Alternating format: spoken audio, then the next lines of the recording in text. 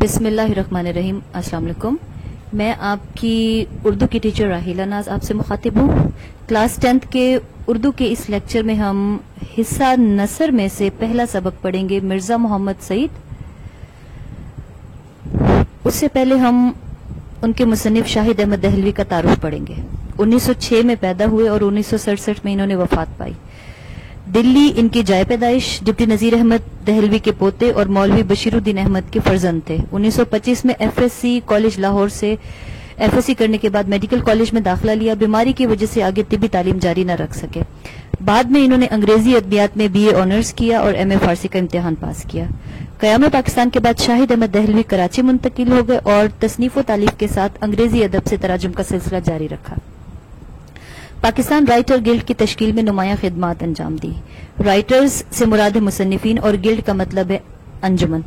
مصنفین کی انجمن بنائی جنہوں نے اردو ادب کے لیے کام کیا بہت۔ 1963 میں انہیں ادبی خدمات کی بنا پر تمغہ برائے حسن کارکردگی سے نوازا گیا۔ زبان و بیان پر مکمل عبور رکھتے تھے۔ زبان آسان اور عام فہم ہے۔ اردو ادب ہی ان کی پہچان ہے۔ ڈاکٹر جمیل جالبی کے کہنے پر خاکہ نگاری کی، گنجینیاں گوہر اور بزم خوش نفساں ان کے خاکوں کے مجموعے ہیں۔ ان کی دیگر تصانیف میں اجڑا دیار، دلی کی ببتہ اور دھان کے کھیت شامل ہیں۔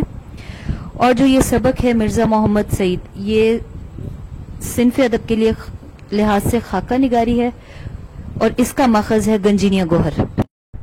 اس سبق میں ہم دلی کی تہذیب اور معاشرت سے متعارف ہوں گے اور اہل علم کی وزاداری اور طور طریقوں سے آگاہی حاصل کریں گے۔ صنف ادب کے لحاظ سے یہ سبق خاکہ نگاری ہے۔ کسی شخص کی زندگی کے کچھ پہلوؤں کو اس طرح نمایاں کرنا کہ اس کا تعارف بھی ہو جائے مگر وہ اس کی سوانح نہ ہو، خاکہ کہلاتا ہے۔ خاکے میں اس شخص کے افکار و کردار، خوبیوں اور خامیوں پر مختصراً روشنی ڈالی جاتی ہے، جبکہ سوانح سے مراد ہے اس کے مکمل حالات زندگی بیان کرنا۔ اب بڑھتے ہیں ہم اس کے خلاصے کی طرف۔ مرزا محمد سعید کی خاموش وفات کا ہمیں تیسرے دن اخبار سے علم ہوا۔ ان کی موت کی خبر ان کے سینکڑوں دوستوں کو بھی نہ ہو سکی۔ ہماری بے خبری کی انتہا ہے کہ ہم اپنے مشاہیر سے اس قدر غافل ہیں۔ ایسے شخص کی اہمیت کا پتہ اس کے مرنے کے بعد چلتا ہے۔ مرزا صاحب ہر کام نہایت خاموشی سے اور اپنی ذاتی تسکین کے لیے کرتے تھے۔ اسی طرح سر عبد القادر کے رسالے مخزن میں بھی انہوں نے اپنے دلی تسکین کے لیے ہی لکھا، کسی کی فرمائش پر انہوں نے وہاں نہیں لکھا۔ اس کے علاوہ مرزا صاحب پبلک پلیٹ فارم پر آنے سے گھبراتے تھے اور شہرت سے بھی گھبراتے تھے۔ مرزا صاحب اس وقت لکھتے تھے جب ان کا دل چاہتا تھا۔ لوگوں نے ان سے ناول لکھوانے کے لیے انہیں بھاری بھاری رقم کی پیشکش کی مگر انہوں نے ایک لفظ بھی لکھ کر نہ دیا۔ مرزا صاحب نے اپنے دونوں ناول یاسمین اور خواب ہستی بغیر کسی قیمت کے چھپوانے کے لیے دے دیے۔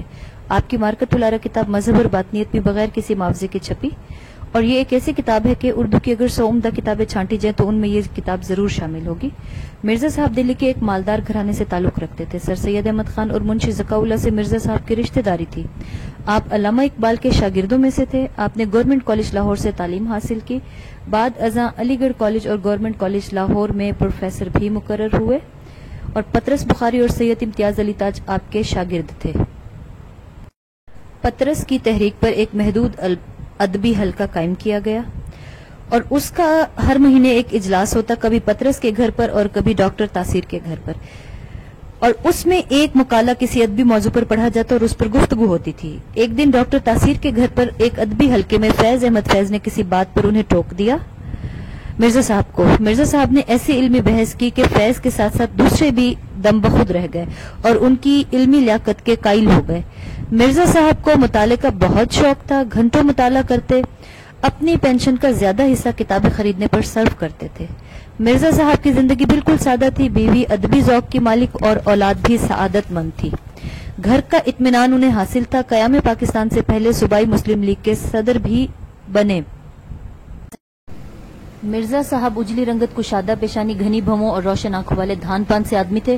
اپنی صحت اور بیماری کے متعلق کبھی کسی سے شکوہ نہیں کیا۔ 40 برس کی عمر میں ہاتھوں میں راشا آ گیا جس کی وجہ سے لکھنے میں دقت ہوتی تھی، یعنی ہاتھ کب پاتے تھے لکھتے ہوئے۔ آپ نہایت خوش اخلاق، خوش مزاج اور خوش لباس شخص تھے۔ موت برحق ہے مگر مرزا صاحب کی وفات کا صدمہ اس لیے زیادہ ہے کہ ایسے قابل و عظیم لوگ زمانے میں کم ہی پیدا ہوتے ہیں۔ اب یہ سبق ہمارا اختتام کو پہنچا۔ اگلے لیکچر میں ہم اس کے مشقی سوالات کریں گے۔ اللہ حافظ۔